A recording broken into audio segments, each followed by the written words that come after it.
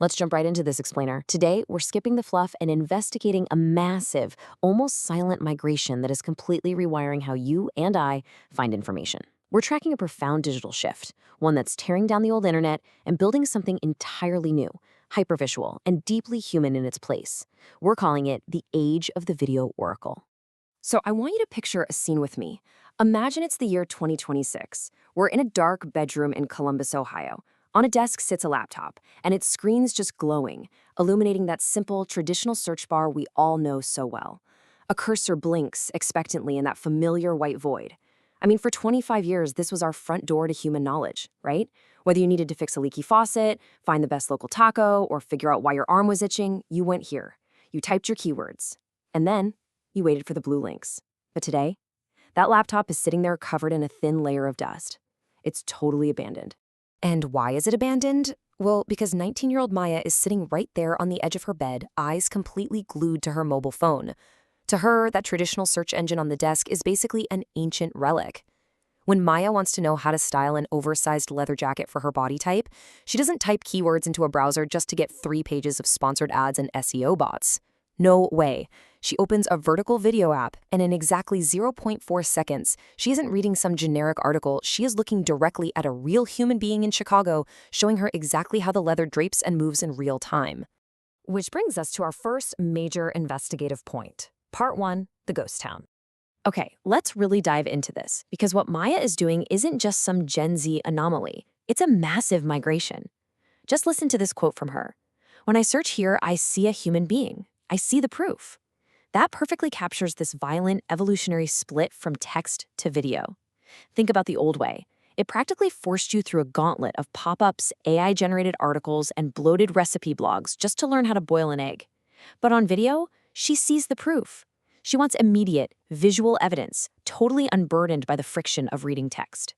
So how does this actually work? Let's look at part 2, mechanics of micro-utility. To truly look under the hood of this shift, we sat down for an exclusive interview with data scientist Dr. R.S. Thorne in his brightly lit, minimalist Silicon Valley office. He spent a decade running optimization tests on traditional search algorithms. And now, he analyzes why video search is the new default. He introduced us to a concept called micro-utility.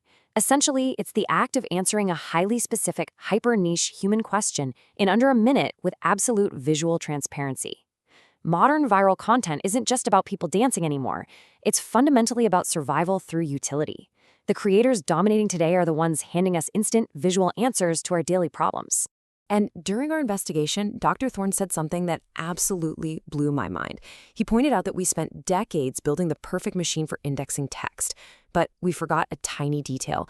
Humans didn't evolve to read index text. We evolved to look at faces. He argues that the text-based internet was actually just a temporary bridge. We literally only used it because we were waiting for internet bandwidth to get fast enough to support instant video. And now that it has, we're reverting straight back to our primal visual nature. This completely illustrates the stark contrast between the two eras. The bloated old internet is just drowning in cookie consent banners, weird pop-up ads, and generic stock photos. But the hyper-efficient new internet, it's a 45-second viral video clip of a mechanic in grease-stained overalls. He isn't giving you 800 words of SEO fluff. He's holding a specific wrench, showing you the exact spot to fix a clicking sound in a 2018 Honda Civic. And this isn't just about convenience. This is about real, tangible value in your wallet. The mechanic in that clip explicitly shows the viewer a little plastic clip that breaks on that specific car. He looks right at the camera and says, "Hey, don't let the dealership charge you a $400 fee for this. Just buy this $5 part on eBay and click it in like this." Boom. That is micro-utility in action. It's direct, it's completely transparent, and it saves you time and money instantly. But as we dug deeper, we realized this massive shift isn't purely some digital utopia. There are serious casualties. Let's look at part 3, the charismatic amateur crisis. To see the dark underbelly of the video oracle, we have to move from fixing a Honda Civic to the high-stakes front lines of a medical clinic. We spoke with Dr. Sarah Lynn, a physician based in Austin, Texas, who is dealing with the dangerous fallout of this shift daily. She told us, "Every single day, a patient comes in and tells me they diagnosed themselves using a viral video clip." When an entire generation adopts the mindset that seeing is believing, They become incredibly vulnerable to the ultimate illusion, an authoritative, convincing face. The scale of this problem is absolutely terrifying. Just last week, Dr. Lin treated a young woman who was dead convinced she had a rare neurological disorder. Why? Because she watched a trending video detailing 5 subtle signs of nerve damage. That single, completely unverified video clip had 4 million views. To put that into perspective, that's 4 million people receiving potentially baseless, dangerous medical advice from someone who just happens to be really good at editing videos. What's truly scary here is how this exposes the algorithm's biggest blind spot. See, on the old internet, if you stumbled onto a bad source, the website usually looked cheap or messy. It was an immediate red flag. But the video algorithm prioritizes engagement over accuracy. This means a charismatic amateur with a sincere face, a high-quality microphone, great lighting, and absolutely zero medical credentials can easily outrank a peer-reviewed study from the Mayo Clinic. Dr. Lin warned us, a liar can look incredibly sincere. Actually, they can look just like your best friend. So we have this wild system that democratizes information but completely removes the gatekeepers. Moving on to part 4, reclaiming the narrative. Let's shift our focus back up to the ground-level economic impact, because despite the risks, this tool is actively saving livelihoods. We're heading back to Columbus, Ohio. Maya is walking down the street using a map search feature, looking at video reviews for a small, family-owned Salvadoran restaurant. This is the story of Leo's family publiceria, and it perfectly shows how this builds a completely new economy. Step 1. For years, they were basically invisible on the internet. Step 2.